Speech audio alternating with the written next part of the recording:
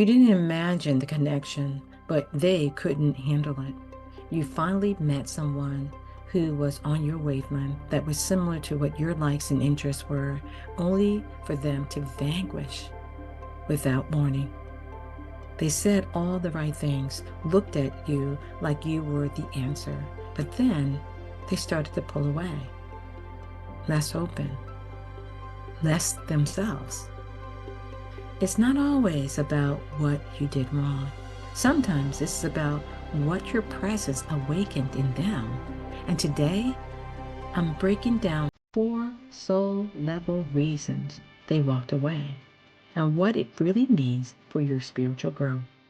Hi, this is Dr. Judith, and welcome to Mastering Life's Adventures, where we explore love, leadership, and emotional mastery through applied spiritual wisdom.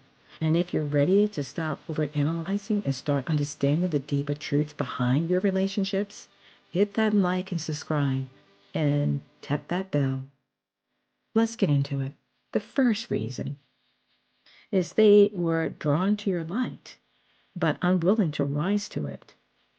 On a soul level, your soul calls something higher out of them. Your compassion, your clarity, your calm, it felt healing, but not everyone is ready to grow. Some are only prepared to receive, not to transform.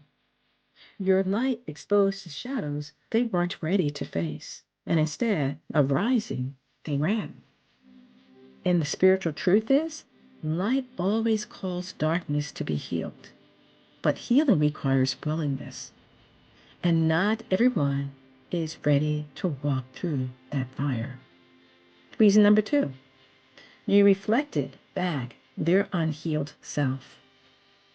True connection is a mirror, and sometimes that mirror reveals everything we've buried.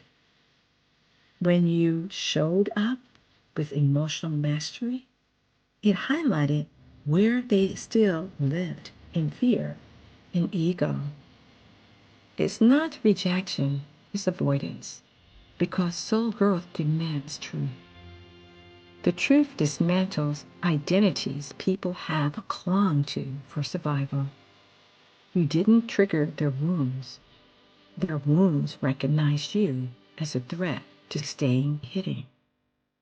Reason number 3, their soul contract with you was temporary. Some people are not meant to stay. Spiritual law teaches that we make energetic agreements before birth.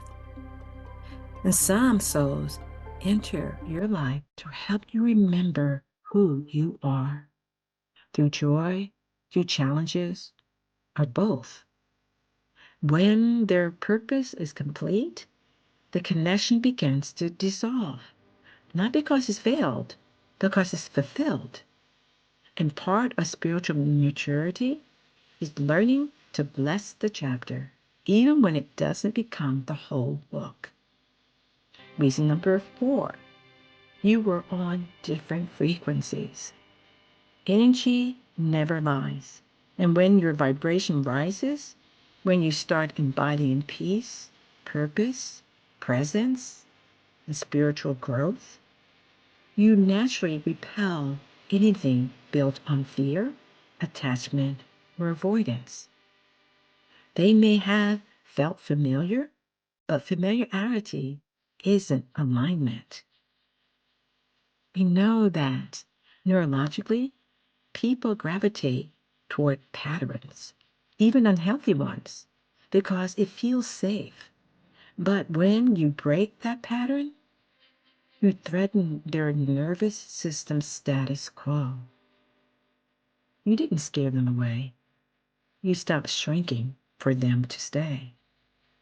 Which of these reasons hit closest to home? Drop in the comments. I'd love to hear from you, your own soul adventures.